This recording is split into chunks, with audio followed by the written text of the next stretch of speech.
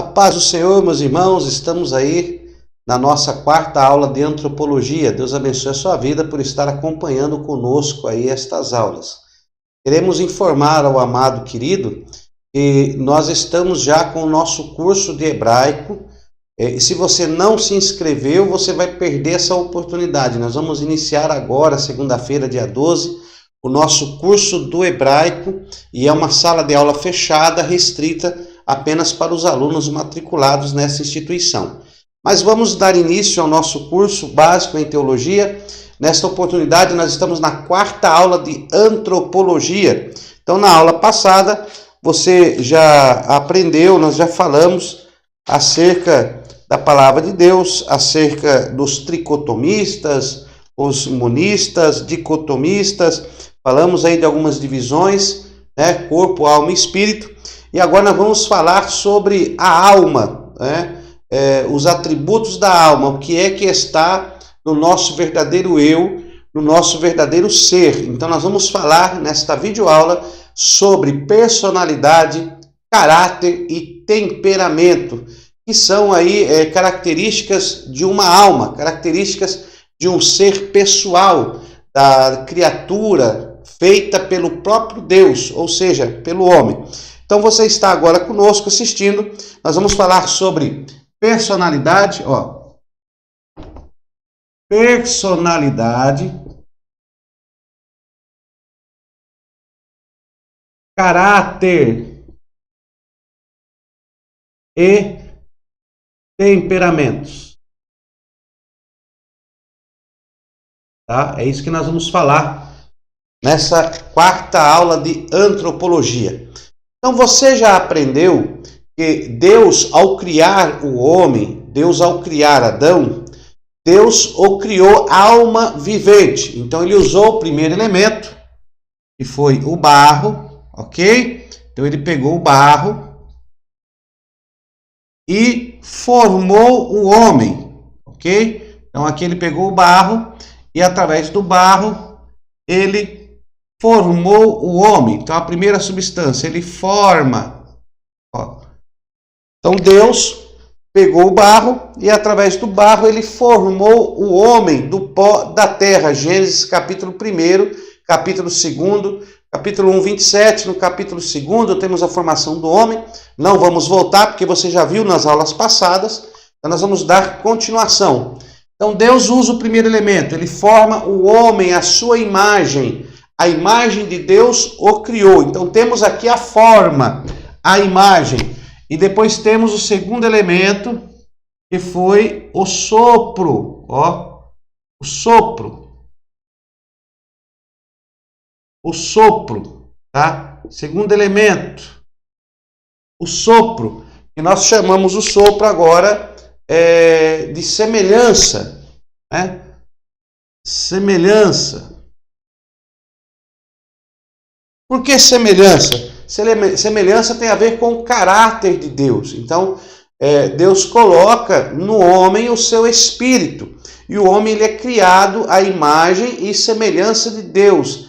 O homem é criado santo, com os atributos de santidade, porque Deus é santo, Deus é justo, Deus é amor. Então, o primeiro homem ele é criado com todos esses atributos para com Deus. E nós aprendemos já que, através do pecado, na aula de Hamartiologia, que o pecado trouxe a perca da semelhança do homem para com Deus. O homem não perdeu a imagem, nós somos a imagem de Deus, a imagem de Yahweh que nos criou. Porém, o homem perdeu a semelhança, ou seja, ele saiu do seu estado de santidade e perfeição para um estado de corrupção. Aquilo que era incorruptível passa a se tornar corruptível por causa do pecado e todas as consequências dessa desobediência adâmica de comer do fruto que não deveria comer, trouxe essa consequência para toda a humanidade. Mas vamos deixar isso um pouco de lado, nós já falamos em matérias anteriores, vamos falar acerca da alma, que nós já falamos. Então, a união do barro com o sopro divino deu início ao terceiro elemento, que é a alma. A alma. Então surge a alma e o homem passou a ser uma alma vivente, vivente, ok? Então nós somos uma alma. Quando o homem ele é criado, ele é formado, criado, alma vivente. Então a alma passa-se a existir na união do barro, da forma, com a semelhança, com o sopro divino. Então o sopro de Deus nas narinas do homem o transformou, o formou, deu agora vida e ele se tornou uma alma vivente. Então se houvesse só um elemento, não existia alma. Se houvesse só o corpo físico, não haveria alma. Se houvesse só o espírito, não haveria alma em relação ao homem, porque nós sabemos que os seres angelicais são espírito que possui alma, espírito que possui personalidade, caráter e temperamento. Então, a alma dos seres celestiais está no próprio espírito, na sua essência espiritual. Porém, o homem foi formado de uma maneira diferente, né? Ele foi criado à imagem de Deus, ou seja, a imagem e a semelhança de Deus. Então, ele é criado à imagem e a semelhança de Deus, tá? Mais para frente, nós vamos falar mais sobre isso. Nós estamos aqui na matéria do básico. Não quero me aprofundar, eu quero apenas que você entenda sobre essa questão dentro da antropologia bíblica, sobre personalidade, caráter e temperamento. Então, a alma, que é o ser vivente, a alma, tá? É a sede, a alma é a sede do seu verdadeiro eu. Você é uma alma que se utiliza do corpo físico para acessar o mundo físico. E esta alma se utiliza do espírito para acessar o mundo espiritual. Tá ok? Então é aqui, ó. Corpo, olha aí. Corpo, alma e espírito. Esse é o seu verdadeiro eu. A alma representa o si mesmo. A alma é o si mesmo. Então você se utiliza do corpo para o mundo, mundo físico, e se utiliza do espírito para o mundo espiritual. Olha aí. Ok? Então vamos entender isso aqui. Então você é uma alma vivente, você não é, esse corpo não representa o que você é. O corpo é apenas um receptáculo, a morada, a casa, o templo aonde a tua alma habita.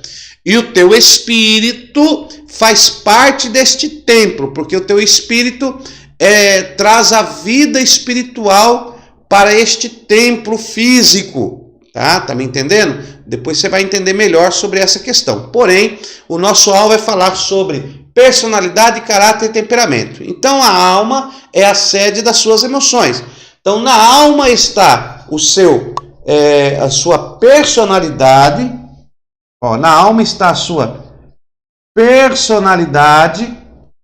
Na alma está o seu caráter. E na alma está o seu temperamento. Ok? Então tudo isso aqui está na sua alma. Ok? Tudo bem? Então na sua alma está a sua personalidade, está o seu caráter e está o seu temperamento. Tá? Na nossa apostila aí, no nosso material didático, você vai encontrar sobre isso na página de número 15. Então nós temos aí a personalidade. A personalidade é o nosso total modo peculiar de ser. Então, a personalidade é o que te faz pessoa. É o seu modo de ser, de viver, de atuar. Né? Então, a personalidade é o nosso total modo peculiar de ser, caracterizado por nossas ações, reações e expressividades. Então, a personalidade, a sua personalidade é caracterizada por suas reações. por suas realizações, pela sua maneira de se demonstrar, né? Que você se torna aí uma pessoa. Então, a personalidade, ela é um conjunto. Ela é um conjunto de qualidades físicas, intelectuais e psíquicas que caracterizam um indivíduo. Então, a personalidade é esse conjunto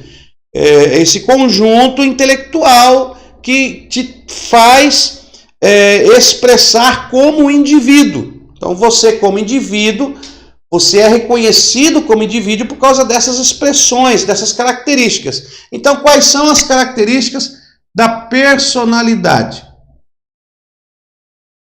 Anota aí. Personalidade. Então, aí nós temos aqui, primeiro, intelecto. Intelecto. Segundo, sentimento e vontade. Vontade. Então, é isso aqui que te torna pessoa, que te faz ser um ser pessoal. O que te torna um ser pessoal, pessoa, racional, que está além dos animais? Então, no corpo estão os instintos físicos, porém a alma, ela tem em si essas características: intelecto, sentimento e vontade. O que é intelecto? Intelecto, marca aí. O intelecto tem a ver com o ser criativo. Você é intelectual, você pensa, formula ideias, né? Você tem aí o poder criativo através do seu intelecto. Então, o intelecto, ele faz parte, é uma característica da sua alma. Eu não quero me aprofundar mais, porque como nós estamos no básico em teologia, dentro dessa antropologia bíblica, você tem que entender estes mecanismos, e eu quero passar da maneira mais fácil e simples para que você entenda. Nos níveis mais superiores, nós iremos trabalhar mais profundamente nessas etapas. Porém, o intelecto é o que te torna diferente como pessoa. Por exemplo, os animais. Os animais, eles agem por instintos. Parece até que eles possuem o intelecto, mas o intelecto tem um poder criativo de formular ideias. Então, um ser que ele tem intelecto, inteligência, sabedoria, e aí nós vamos encontrar dois tipos de intelectos, né? Dois tipos de sabedoria: o intelecto divino e o intelecto humano. Então, esta alma possui o intelecto humano. Para ter o intelecto divino é necessária a atuação do Espírito em plena comunhão com Yahweh. Então nós temos aqui Yahweh, Yahweh, né? Temos aqui Yahweh, o nosso grande único Deus, que vai agir através do Espírito, desta comunhão, este elo de comunhão que é feito para com Deus através do Espírito. Então, o Espírito é que faz a comunhão com o Altíssimo, para que esta alma possa ter o intelecto de Deus, a mente de Deus, conhecimento de Deus.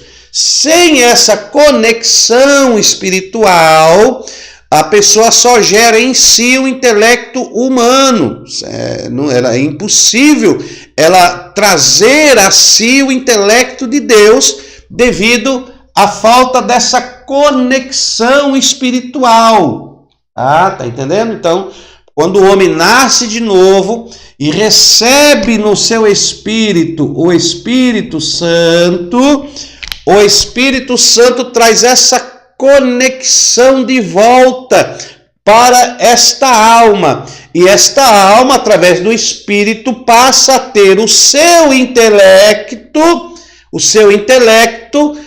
acesso ao intelecto divino, e passa a ter e formular conceitos, formular interpretações, formular revelações. Então o Espírito Santo quer formular na sua alma e trazer para a sua alma o intelecto do Altíssimo, o intelecto de Deus, tá? Estou indo bem devagar, bem simples. E a personalidade, esta pessoa, o que a torna a pessoa é esse intelecto, poder criativo, de formular ideias, a inteligência, a sabedoria. Um animal, ele não consegue formular ou criar fórmulas, ter esse poder criativo. Um exemplo do intelecto de Deus agindo no homem. Olha aí, abra a sua Bíblia, lá em Êxodo. Olha, Êxodo, vamos ver aqui, Êxodo capítulo 32. Abre aí a sua Bíblia, eu estou abrindo a minha aqui do lado, tá? Êxodo capítulo 31, ó. Êxodo 31. Olha, Êxodo capítulo 31, versículo 1. Disse mais o Senhor a Moisés: Vê, eu chamei por nome a Bezalel, filho de Uri, filho de Ur, da tribo de Judá. E o enchi. Olha o que diz aí a palavra de Deus, versículo 3. Êxodo 31, versículo 3. E o enchi. O enchi de quê? Do Espírito de Deus, de habilidade, inteligência e conhecimento. Olha aí. Habilidade, inteligência e conhecimento. Então Deus, através do seu Espírito, ele se comunica com a alma humana e deposita nela, olha aí, habilidade, inteligência e conhecimento. Para quê? Para quê? Olha aí, versículo de número 4. Para inventar, intelecto, poder criativo.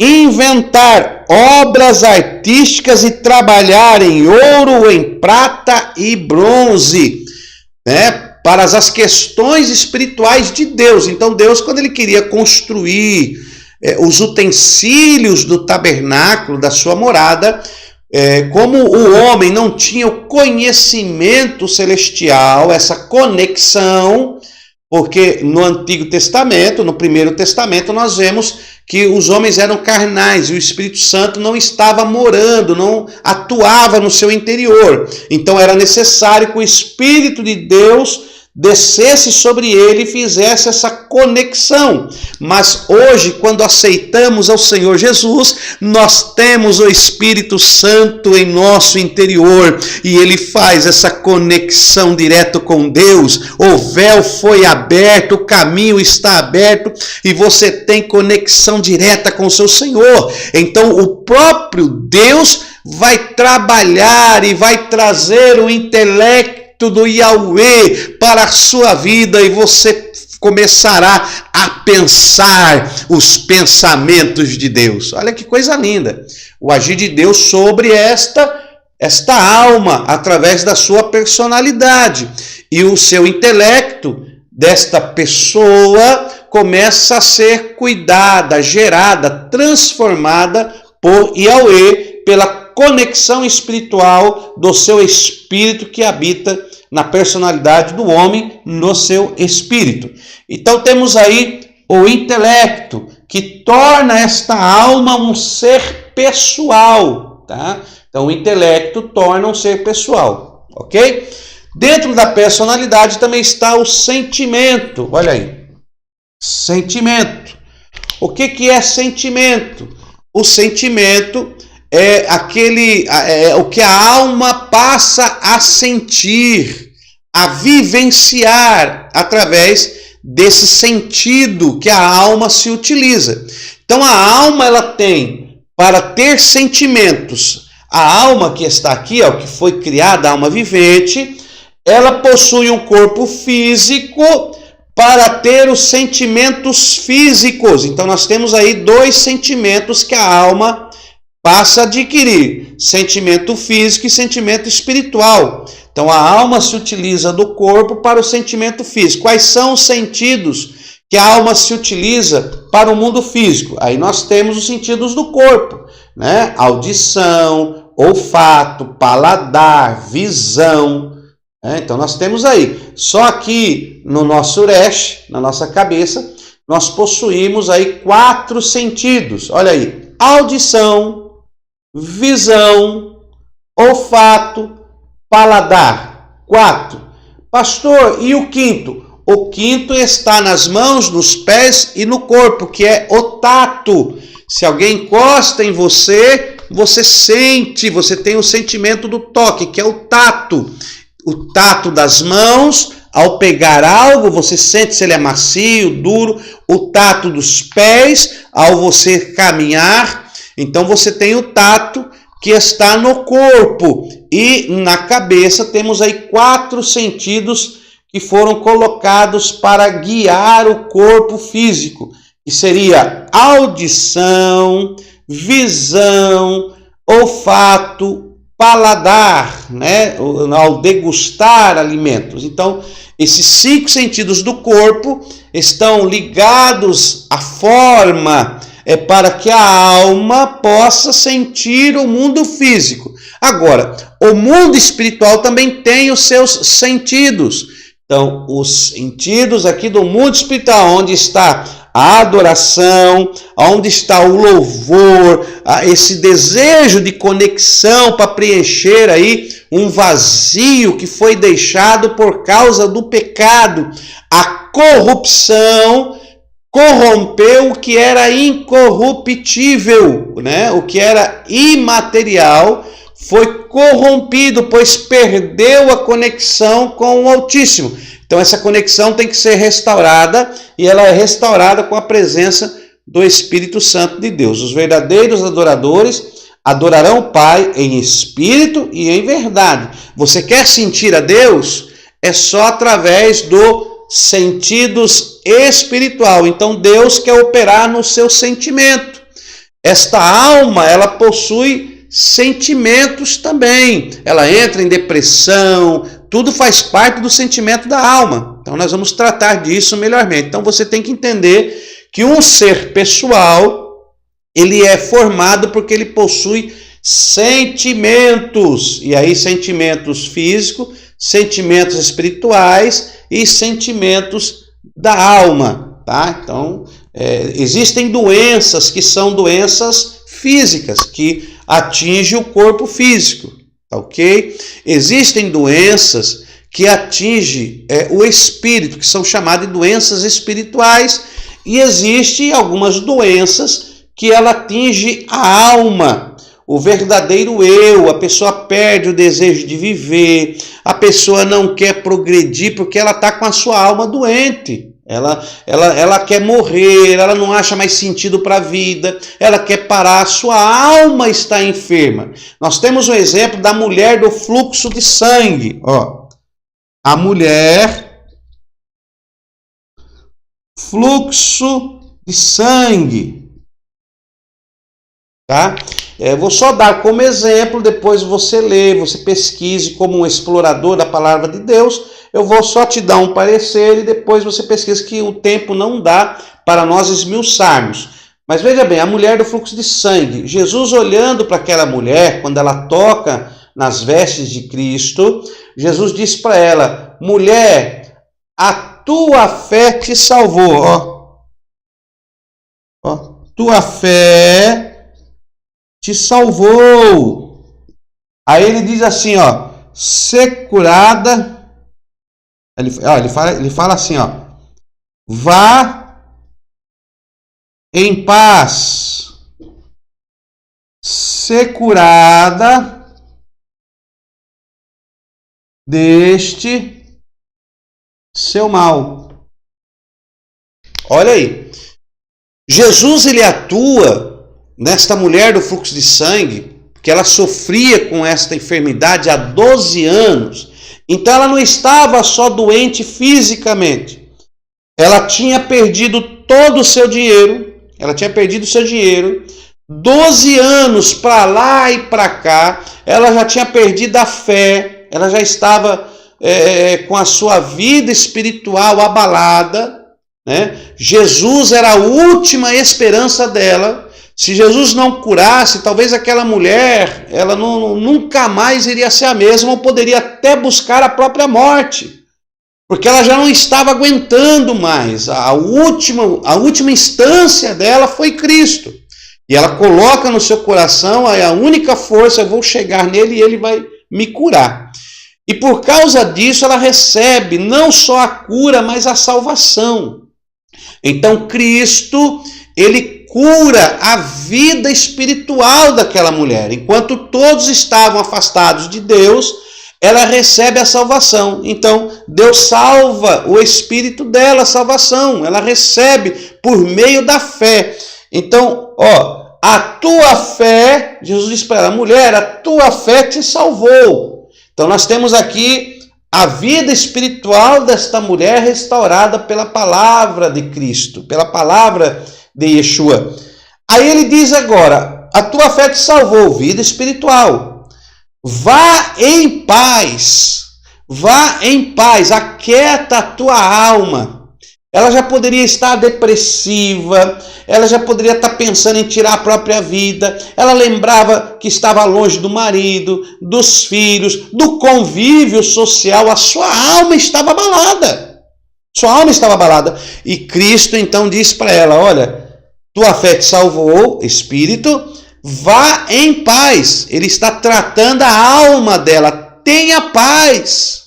É como se Cristo dissesse para você: meu irmão, tenha paz, fique em paz, Cristo está trabalhando, fique em paz, Jesus está contigo, Jesus chegou, fique em paz, vá em paz. E aí, por último, Cristo decreta então agora a cura física: ser curada deste seu mal. Agora é físico. Então Jesus trata o espírito, Jesus trata a alma, que era o verdadeiro ser daquela mulher, e Jesus trata o físico dela, né? Então nós temos que entender quando a pessoa está enferma espiritual, quando a pessoa está enferma da alma, do seu ser, o seu verdadeiro eu está enfermo, ou quando ela está enferma no corpo físico. Existem situações que a pessoa está precisando da tua oração para restaurar a alma. Tem pessoas que têm de tudo materialmente falando, mas a sua alma está aflita, a sua alma não tem paz, e ela precisa então desta cura para a alma.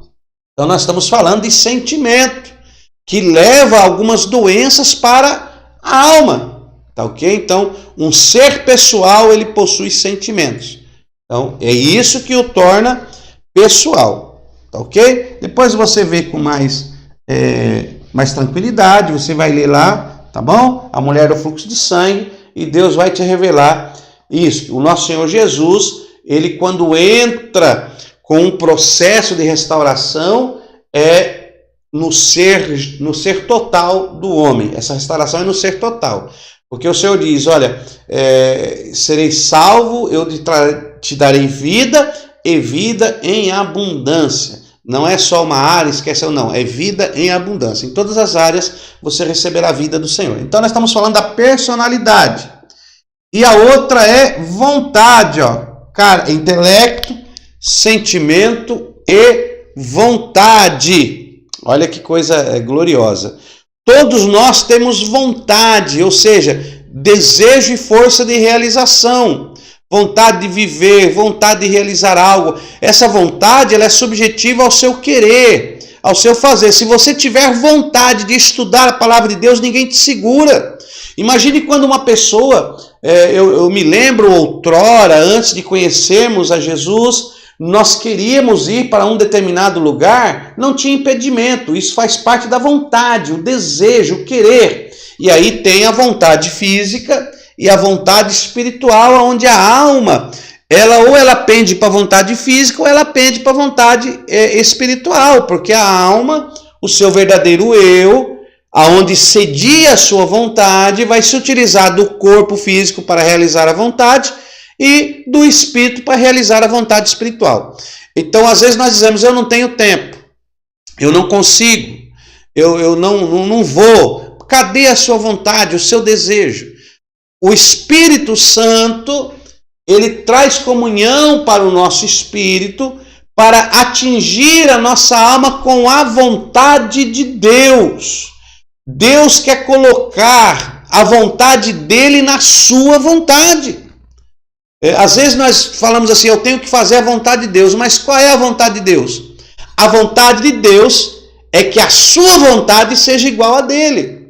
Não adianta Deus ter uma vontade para a sua vida, Deus quer fazer isso com a sua vida, mas o seu desejo é o lado ao contrário, o seu desejo é ir para o outro lado. Então Deus quer, através do Espírito, sintonizar essa vontade do seu ser junto com a vontade espiritual, ok? Então você tem que ter essa vontade aí no seu coração, essa vontade que você tem, ela tem que ser direcionada pelo Espírito Santo. Então, é vontade. E isso te torna um ser pessoal. Então, quando nós falamos de personalidade, personalidade que são as características.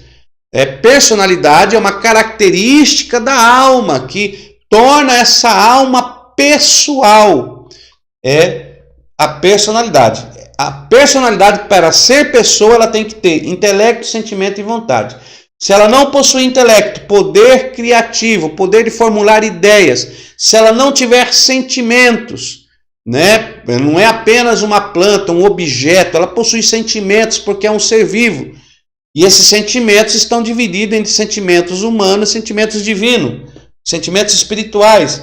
E se ela não tiver vontade, ela não é uma pessoa, é apenas uma matéria criada por Deus e gerada nesta terra. Mas você é um ser pessoal. E a personalidade não é igual para todos. Cada um tem uma personalidade diferente. Mas o Espírito Santo quer trazer uma única personalidade para a sua vida. Qual personalidade, pastor? A personalidade que ele quer trazer para a sua vida é a personalidade de Cristo. Uma personalidade controlada pelo Espírito, dentro da essência de Yahweh. Esta personalidade quer invadir a tua alma e te tornar uma alma vivente diferente, uma alma que reflita a glória, a vontade, o intelecto e o querer de Deus para com a humanidade. Então, essa vontade que Deus quer impor em você. Tá? Então, Deus quer tratar a sua personalidade. Deus quer mudar a sua personalidade. E Ele só vai conseguir isso através da conexão do Espírito Santo, da comunhão que ele vai trazer para a sua vida para poder operar estas coisas. Depois nós temos aí o caráter. Tá? O caráter, ele é formulado. Ninguém nasce com caráter bom ou caráter mau. Aqui tá ok? Ninguém nasce. Uma criança, quando nasce, ela vai, através do período da inocência para consciência, ela irá aflorar a sua personalidade. Ela já nasce com personalidade, porém será aflorada quando ela sai da inocência para a consciência, onde ela vai começar a demonstrar os aspectos da sua personalidade, porque ela está em fase de aprendizado, ela está em fase de assimilação. E o caráter não é diferente. O caráter, ela é formado no indivíduo, nesta pessoa, tá? O caráter é uma face da personalidade. Então, o caráter é formado na pessoa pelo que ela ouve, pelo que ela vê e pelo que ela pratica. Guarde isso, ó. Pelo que ela ouve, B, vê e a letra C, pratica, ok? Pelo que ela ouve, pelo que ela vê e pelo que ela pratica. É assim que é formado. Então, o que ela ouve, o que ela vê, o que ela pratica, vai formar o caráter desta pessoa. E aí o caráter tem a ver com o meio ambiente, de religião que ela vive, né? A sua prática tem a ver com o meio ambiente da religião, tem a ver com o meio ambiente do lar, os pais, a mãe, os irmãos, como ela convive, a família, tem a ver com o meio ambiente da comunidade, né? Então nós vemos aí que a cultura também vai influenciar no caráter desta pessoa. Tem a ver também com o meio ambiente do trabalho, dependendo do meio ambiente do trabalho. Então, no meio ambiente que esta pessoa convive, essa pessoa que possui intelecto, sentimento e vontade, esse intelecto, sentimento e vontade vai gerar um caráter, dependendo do que ela ouve, do que ela vê e do que ela pratica, do convívio dela. Então, é muito importante você, como cristão, ensinar o seu filho o caminho em que ele deve andar. A Bíblia diz aí, ensina o caminho que ele deve andar e quando crescer não se desviará dele. Então você tem que ensinar o seu filho o caminho que ele deve andar, porque isso vai formar o caráter desta criança. Nós vemos crianças pequenas que, devido à convivência com os pais, o que ela ouve, o que ela vê e o que ela faz, usa de maneiras pejorativas ou até mesmo escandalosas ainda como criança, e os pais batem palma. Às vezes ela está fazendo algo que é errado e os pais estão elogiando porque aquela criança consegue fazer aquilo e o seu caráter está sendo formado. Eu não quero entrar no contexto da cultura judaica, porque se formos entrar nós vamos ver como eles criam os filhos deles e como os ocidentais aqui na América do Sul nós criamos esse estado que nós chamamos de estado laico, né? Como que nós criamos, a diferença é muito grande. Nós estamos sendo muito inadimplentes na criação de nossos filhos, muito inadimplentes. Então você que ainda tem seu filho pequeno, o caráter dele está sendo formado e este caráter depende do que ele convive, do que ele ouve, do que ele vê, de como ele pratica isso dentro do seu lar, no trabalho, aonde ele vai, na escola. Então, dependendo dos seus amigos, vai ser formado o caráter desta pessoa. Então, você tem que trabalhar ainda quando ele é criança, aonde o seu caráter está em pleno desenvolvimento. Então, a alma, ela tem personalidade, ela tem caráter. E o caráter é formado no indivíduo, tá? Ele não nasce com caráter bom, caráter ruim. Esse caráter é formado pelo que ele ouve, pelo que ele vê e pelo que ele pratica, tá ok? E depois nós temos, eu estou andando um pouquinho mais rápido, senão vai ficar muito longa esta aula, mas vai anotando aí, posteriormente nós vamos aprender muito mais coisas, nos aprofundamentos dos níveis mais aprofundados da teologia, nós vamos tratar de alguns assuntos e você já vai estar sabendo. Como nós estamos tratando do básico, você precisa ter isso em mente. No nosso material aí, em PDF que você recebeu, pode abrir aí na página de número 15 que você vai ver isso aí detalhado. Então nós temos aí agora, dentro da alma, os temperamentos.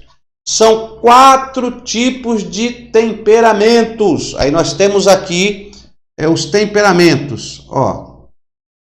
A, o B, vamos por aqui, né?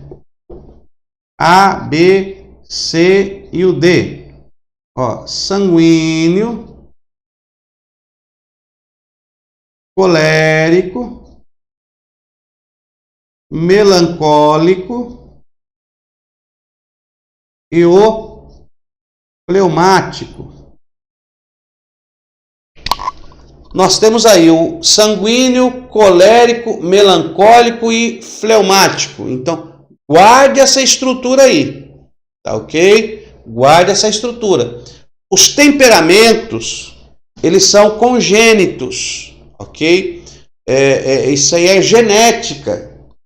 Os filhos, eles pegam uma porcentagem do temperamento dos pais, dos avós e até dos bisavós, até a 4ª geração, ele pega o temperamento da família. Então, os temperamentos, pessoa já nasce com os temperamentos, tá? E esses temperamentos, por falta da comunhão para com Deus, os temperamentos são desequilibrados. Não há um equilíbrio nos temperamentos. Então o Espírito Santo, à luz da Bíblia, quer trazer o equilíbrio para os temperamentos. Ok? Então aí nós temos que entender isso aí. Ó, o Espírito Santo, ele quer trabalhar na personalidade, no caráter e no seu temperamento. Ó, vamos por aqui, ó. O Espírito Santo, ó, o Espírito Santo, ok? O Espírito Santo, ele quer primeiro convergir a sua personalidade, ó. Convergir, vamos por aqui, ó. Convergir, tá? O Espírito Santo, ele quer convergir a sua personalidade, convergir ela para uma personalidade aprovada por Deus, dentro dos padrões de Cristo, intelecto, sentimento e vontade, repleta da glória e do mover de Deus. Então o Espírito Santo quer convergir a sua personalidade. O Espírito Santo, ele quer moldar, ó. O Espírito Santo, ele quer moldar, transformar o seu caráter. Então, o Espírito Santo, ó, o Espírito Santo que habita no seu espírito, vai agir na sua alma para convergir a sua personalidade, para moldar, transformar o seu caráter. Se a pessoa tiver um caráter mau, somente Deus tem o poder de transformar, moldar este caráter milagrosamente. Até aqui ele foi uma pessoa, mas quando ele tem um encontro com Cristo, esta pessoa muda e passa a se tornar diferente instantaneamente, de uma maneira milagrosa, porque o Espírito Santo tem o poder de moldar, transformar este caráter, que é a marca que fica, que é o sinal que ele deixa na sociedade. Se ele roubava, não rouba mais. Se ele praticava furto, não pratica mais. Se ele era injusto, não é injusto mais, porque o seu caráter pode ser transformado pelo atuar do Espírito Santo de Deus na vida desta pessoa. Agora, o Espírito Santo, ele não vai mudar o seu temperamento, tá? O Espírito Santo, ó, ele quer controlar a luz da sua palavra. Então o Espírito Santo, ele converge a sua personalidade, ele molda, transforma o seu caráter e controla à luz da palavra de Deus o seu temperamento. Então o Espírito Santo, olha aqui, olha que trabalho o Espírito Santo tem. Ó, ele quer convergir a sua personalidade, ele quer moldar o seu caráter e quer controlar os seus temperamentos, tá? Então, o Espírito Santo, através desta comunhão, vai convergir esta alma a Cristo. Essa personalidade é convergida a Cristo. Esse caráter é transformado a Cristo. E estes temperamentos é controlado por Cristo. Olha aí. E quando isto acontece, o Espírito traz as bases do reino, para esta alma. Quais são as bases do reino? Justiça, paz e alegria. Olha aí. Romanos, está lá em Romanos. As bases do reino.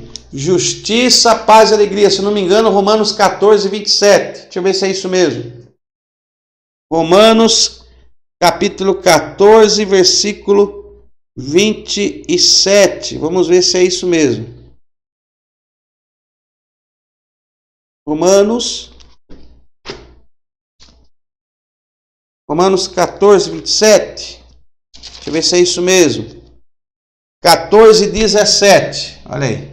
Romanos 14, 17. Muito junto, né? Deixa eu apagar aqui. Muito junto, você não vai entender. Então, deixa eu mudar aqui. Romanos 14, aí sim, 17. Porque o reino de Deus não é comida e nem bebida, mas é gozo, paz, justiça, paz e alegria no Espírito Santo. No Espírito Santo. Então, o Espírito Santo, ele traz as bases do reino de Deus na sua vida.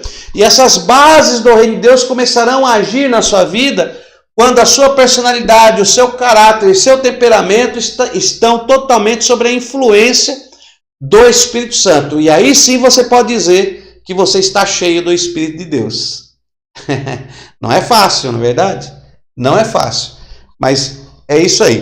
Então vamos falar aqui um pouco mais personalidade, caráter e temperamento. Então vamos falar acerca dos temperamentos. Vamos dar aqui uma apagada e vamos falar aqui sobre os temperamentos, para que você possa entender melhor o Espírito Santo. Então, você já sabe que o Espírito Santo ele não transforma, não muda o seu temperamento. O seu temperamento ele é congênito, ele é herdado dos seus pais e não tem como Deus transformar os seus temperamentos. Deus ele vai dar apenas o controle. Então vamos colocar aqui a sua alma, faça assim, sua alma,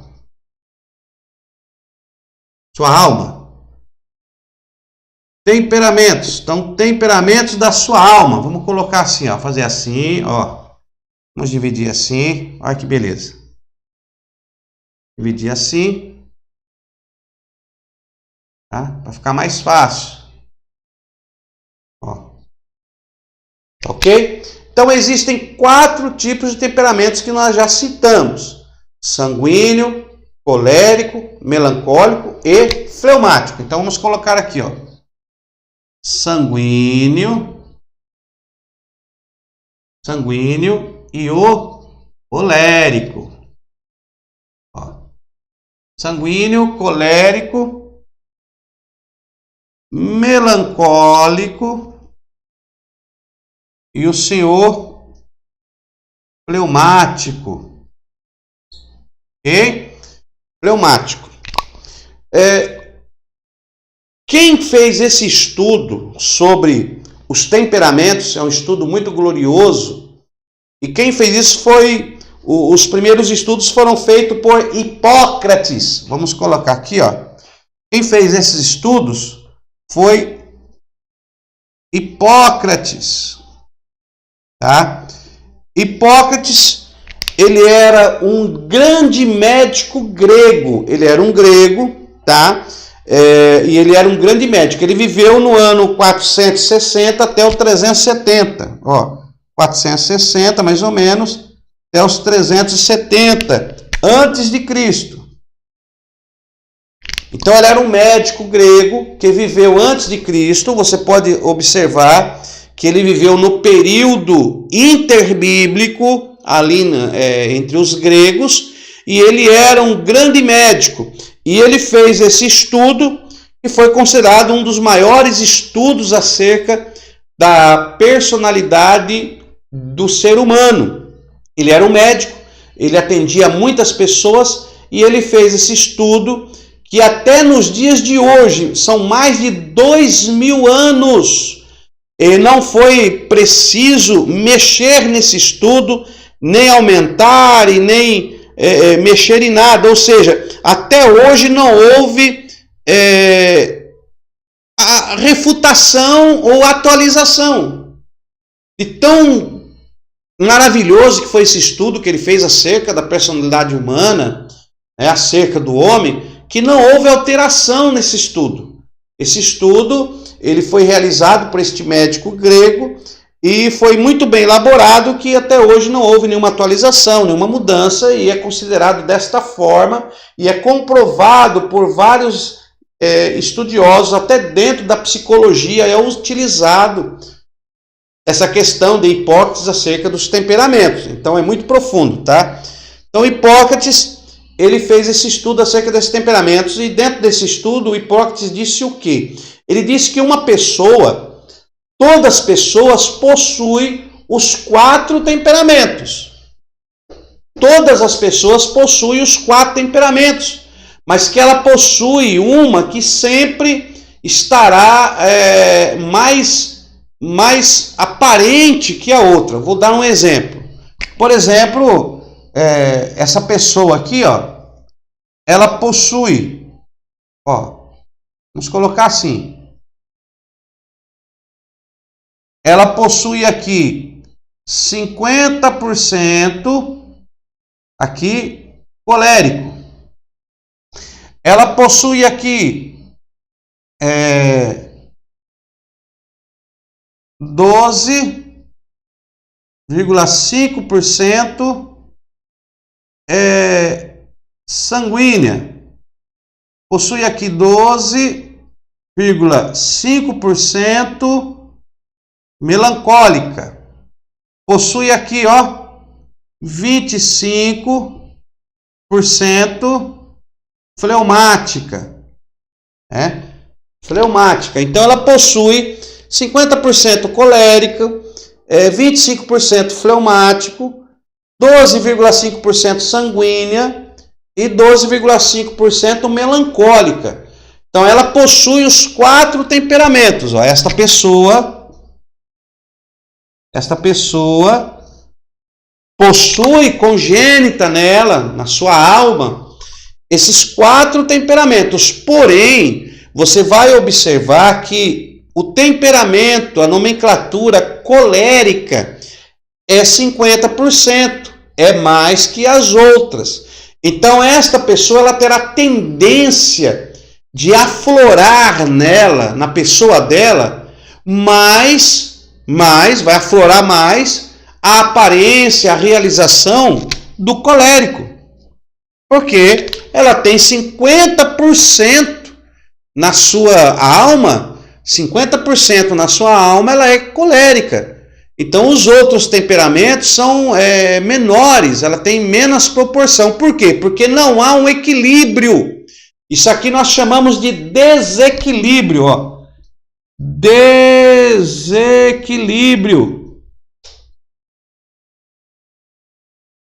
Desequilíbrio, não há um equilíbrio. Por não haver um equilíbrio, que ela tem mais colérico, menos fleumático, menos sanguíneo, menos melancólico, porque não há um equilíbrio nessa pessoa. Então essa pessoa, a tendência dela é ser mais colérica.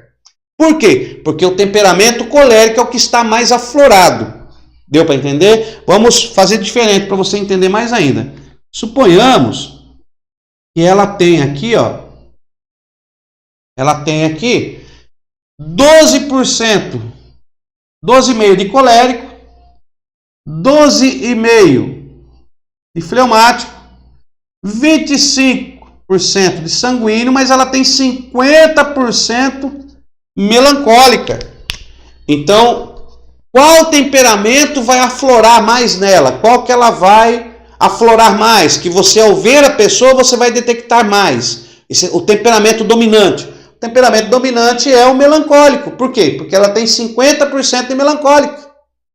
Deu para entender? Então, o temperamento que ela possui mais ativamente na sua personalidade, no seu caráter, que ela possui mais ativamente na sua alma, é então a linha de atuação que ela terá, os temperamentos, vai fluir sobre ela.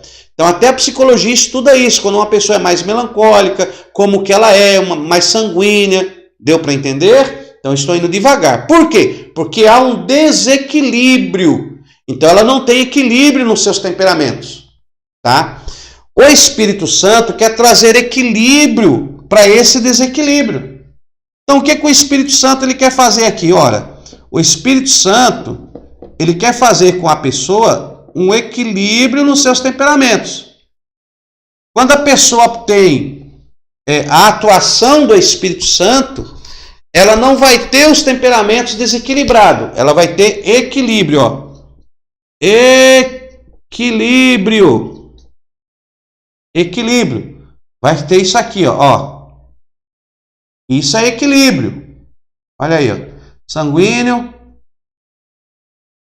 melancólico e fleumático. Sanguíneo, colérico, melancólico e fleumático, ó. 25%, 25%, 25% e 25%. Quando ela tem um equilíbrio nos seus temperamentos, ela tem controle, domínio próprio. E aí ela vai manifestar o seu temperamento na hora certa, no momento certo. Ela não se deixa levar pelo momento, pelas emoções, porque ela tem um equilíbrio. E você nunca sabe se ela é colérica, se ela é melancólica, se ela é fleumática, porque dependendo da situação, ela vai fluir um temperamento de atuação. Por exemplo, Cristo. Cristo, ele era perfeito, então ele tinha os seus temperamentos controlados. Cristo, ele foi sanguíneo quando tinha que ser, quando ele expulsa o pessoal do templo. Ele foi colérico quando ele tinha que ser, quando ele enfrentava os fariseus.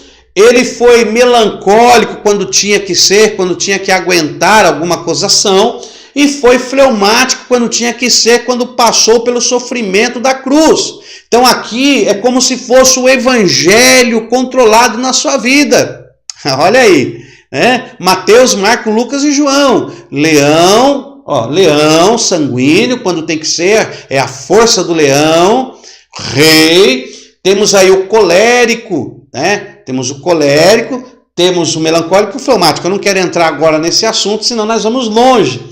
Mas está refletido. Então, o evangelho, através do Espírito, quer controlar os seus temperamentos, porque quando há o equilíbrio,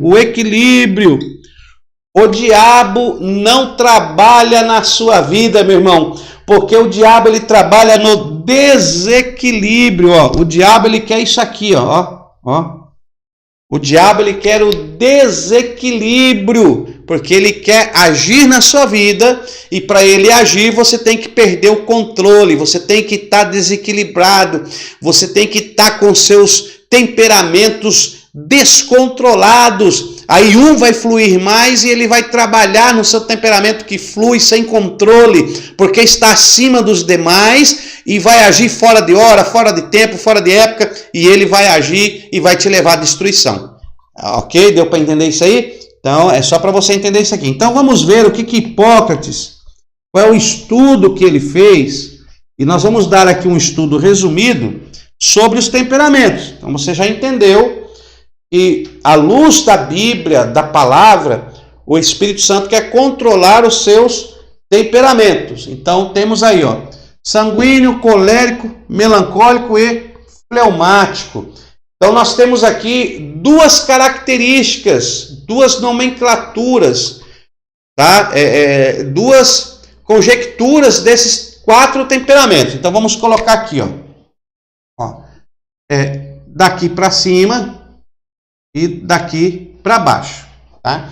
Então, esses 2 temperamentos aqui é a sua alma, é o seu eu, O sanguíneo e o colérico são de nomenclatura, são extrovertidos. E o melancólico e o fleumático são introvertidos. Ó. Ok? Então, o sanguíneo e o colérico são extrovertidos. São aqueles temperamentos que põem para fora, que se manifestam. São aqueles temperamentos que são extrovertidos.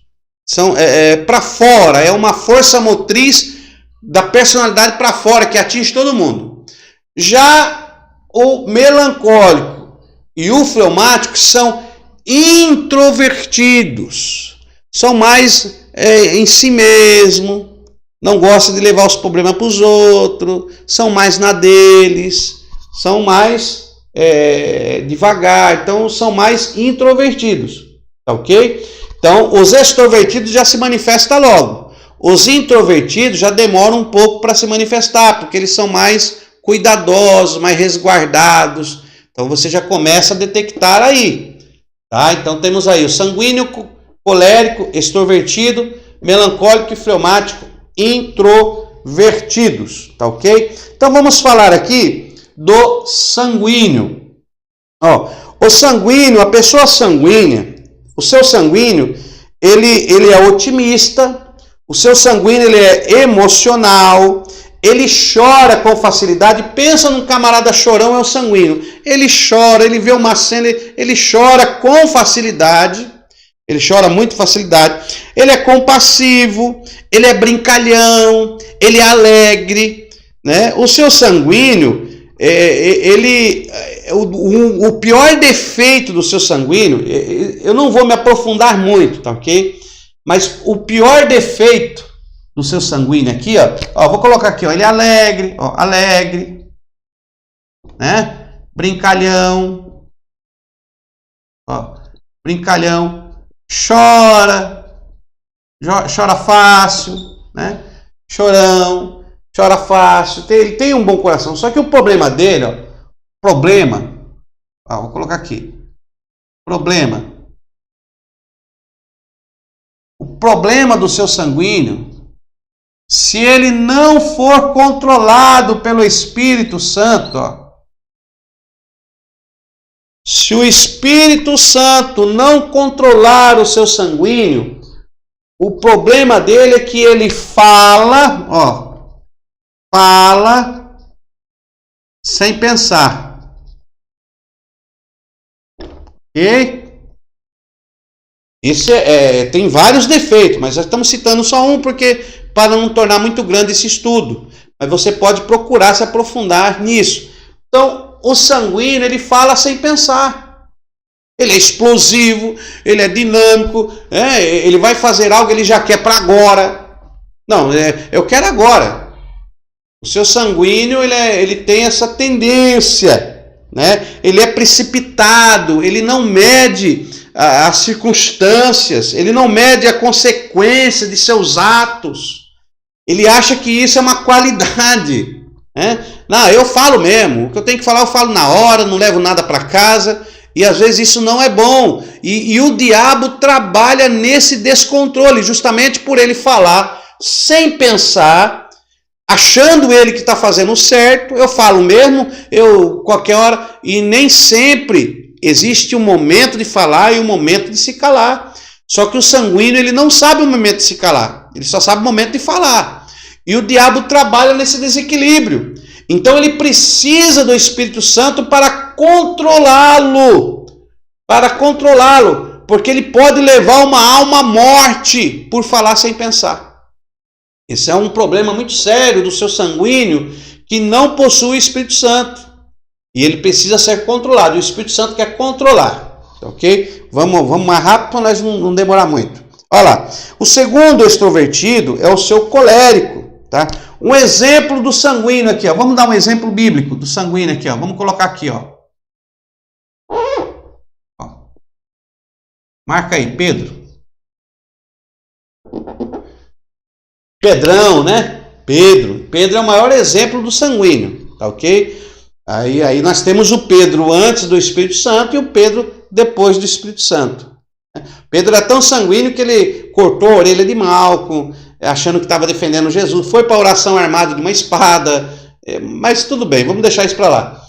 Tá? Então um exemplo aqui é Pedro, temperamento, descontrolado. Mas quando Pedro recebeu o batismo no Espírito Santo, que passou a ter controle, Pedro mudou. Ele já não cortou mais a orelha de ninguém, já não bateu mais em ninguém, já não avançou mais em ninguém, mas não perdeu o seu temperamento. Deus quer usar o sanguíneo. Porque o sanguíneo, ele vai mesmo, ele não tem vergonha. Né? Você quer ver o batismo com o Espírito Santo? Sabe quem recebe primeiro o batismo no Espírito? É o seu sanguíneo. O seu sanguíneo, ele pula, ele levanta a mão, ele não tem vergonha, ele chuta a cadeira, ele não se preocupa, porque ele é sanguíneo. Ele tem esse temperamento. É para ir, vamos, estamos juntos.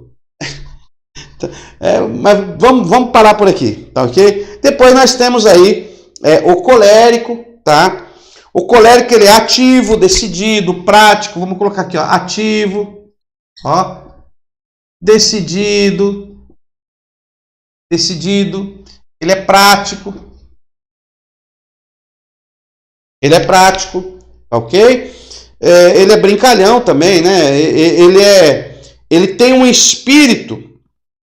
espírito de liderança, tá? Ele tem um espírito de liderança, tem uma confiança inabalável. O seu colérico, ele tem uma confiança inabalável. Quando ele confia em algo, não, vamos que vai dar certo, ele vai para cima, tá? E não volta atrás. O único problema do seu sanguíneo, que dentre todos os problemas que ele tem, e é um que eu acho muito grave, que ele tem que ser controlado pelo Espírito Santo, é que se esse colérico, se ele não for controlado pelo Espírito Santo, tá? Ele traz um problema muito grave, porque o seu colérico, ele não gosta de ser ignorado. Ó, problema. Vamos por aqui. Ó, não gosta de ser ignorado. Ele não gosta de ser ignorado. E ele, se for ignorado, se torna violento. Você quer arrumar briga com um colérico? É só você ignorar ele. Se você virar as costas para um colérico, meu irmão, ele se torna um homem violento. Se você perceber que a pessoa é colérica, não desconsidere o que ela está falando, não vire as costas, porque ele se torna violento e ele parte para cima, tá? Ele é violento e esse camarada aqui, ó, ele é, ó, vingativo. Então você tem que tomar cuidado. Se ele não for controlado pelo Espírito Santo, ele vai tramar uma vingança. Ele está te abençoando aqui. Não, amém, fique em paz. Está perdoado. Mas ele vai tramar um jeito de se vingar de você. Ele vai vir com vingança, porque ele é vingativo. Então é um problema. Por isso precisa do controle do Espírito Santo. Então temos esses dois que são extrovertidos, tá? Um exemplo. Quem é que entra aqui no colérico? Vou pôr um exemplo aqui bíblico. Ó, Paulo. O Paulo antes do encontro com Cristo e o Paulo depois do encontro com Cristo. Então temos aí o Paulo como Saulo, perseguidor, vingativo, matava, perseguia em nome da religião. Em nome da religião. Pegava a carta, ia atrás, não, o certo é nós, os cristãos, está tudo errado. Mas quando Cristo tem um encontro com ele e Cristo passa a controlar a sua vida, essa mesma intensidade agora é a favor do Evangelho. Agora ele vai para cima, mas não para matar, para pregar a palavra. Ele enfrenta os desafios, ele enfrenta o perigo. Então Deus precisa dos coléricos, Deus precisa dos sanguíneos, para ele enviar para o campo, para ele enviar para a batalha, mas ele precisa deles controlados pelo teu espírito.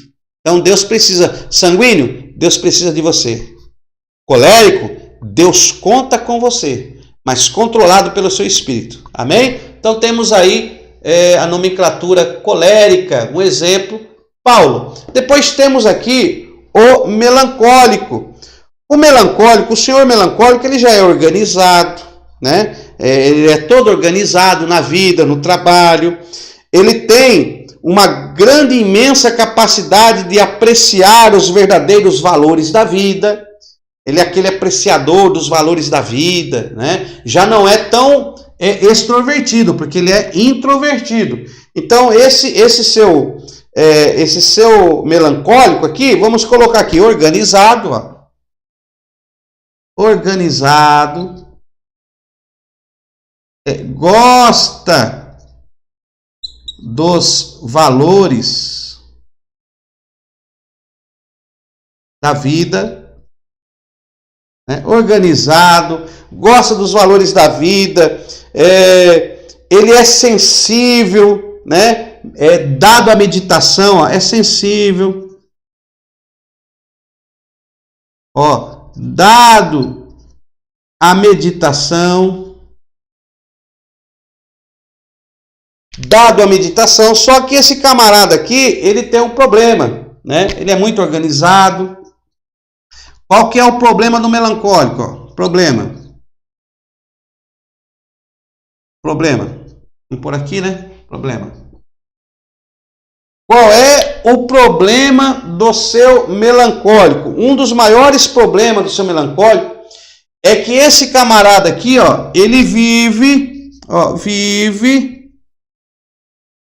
procurando defeito nos outros. Ele vive procurando defeito nos outros. Ele não olha para o seu próprio defeito. Ele só procura defeito nos outros. Todo mundo é errado. E por causa disso ele acaba menosprezando os outros. Você precisa se consertar, você está desse jeito, ele só vê erro, só vê falha. Ele entra num ambiente, aquele ali podia ser melhor. Ele não elogia, só vê defeito nos outros. Precisa também ser controlado pelo Espírito Santo. Que tem momentos que você tem que falar. Tem momentos que tem que falar, mas tem momentos que você não pode falar. Tem momentos que você tem que olhar para você mesmo, não só para o outro. Ou quando você olha para o outro como profeta de Deus, contrastando a vida da pessoa com a Bíblia, mas a sua vida também tem que ser contrastada com a Bíblia. Os fariseus eram assim, ó, faço o que eu mando, mas não faço o que eu faço. Então eu não posso procurar defeito nos outros e não saber que eu também estou incluído nessas falhas e nesses erros. Problema do melancólico. E aí, por fim, nós temos aí o senhor fleumático, né? Temos aí um exemplo do melancólico que eu não dei. Deixa eu colocar aqui o exemplo do melancólico. Exemplo melancólico aqui. Moisés. Nós não temos tempo, irmão, de esmiuçar isso aqui, mas isso aqui é glorioso, viu? Mais para frente, em outras aulas, talvez a gente esmiuce isso aqui. Mas exemplo do melancólico é Moisés, aquele estadista, organizado, preza pelos valores da vida, ele era sensível a uma necessidade, ele dado à meditação, orava, buscava a Deus, sempre ali meditando, só que via muito defeito nos outros. E tem algumas passagens que nós mostramos isso, mas não dá tempo de entrarmos. Então, depois você faça uma pesquisa e você vai ter melhor esclarecimento. Nesse básico, eu quero só te dar as bases dentro dos temperamentos, que está dentro da antropologia, dentro da personalidade, dentro da alma do indivíduo, de um ser, de uma pessoa. Então, nós somos uma alma vivente e possuímos esses temperamentos. Então, temos aí o sanguíneo, colérico, melancólico e vamos para o seu fleumático. Tá? O seu fleumático, ele é altamente qualificado, ele é um bom conselheiro. Então, vamos colocar aqui, ó, bom conselheiro.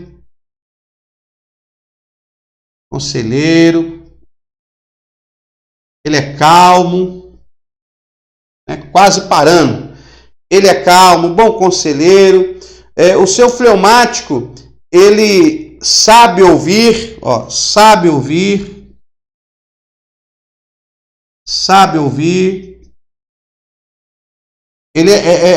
Na realidade, o seu fleumático ele é mais de ouvir do que falar.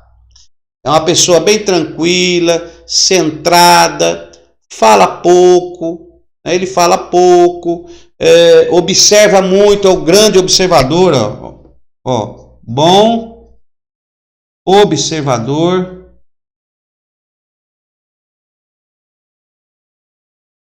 grande observador.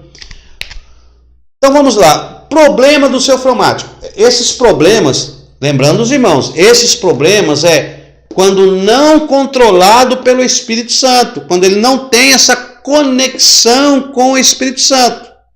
Por isso ele precisa do Espírito Santo, porque sem o Espírito Santo, esses temperamentos são descontrolados, aflorados, e aí o diabo trabalha. Mas quando ele tem o Espírito Santo, esses problemas não existem, porque o Espírito Santo lhe controla e ele não perde o controle, ele não fica descontrolado, mas ele é controlado pelo Espírito Santo e o diabo não consegue usar isso contra ele, ok? Então vamos lá.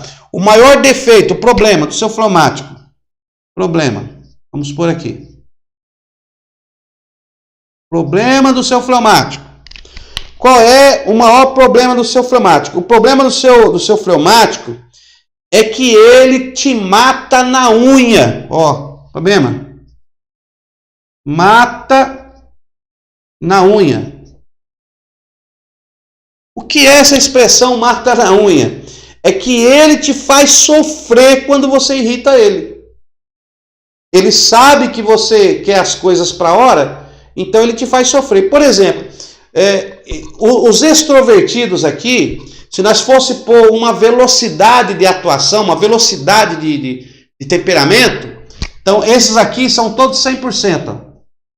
100% ativo, 100% ativo. É aquele sanguíneo ativo, 100%, não para.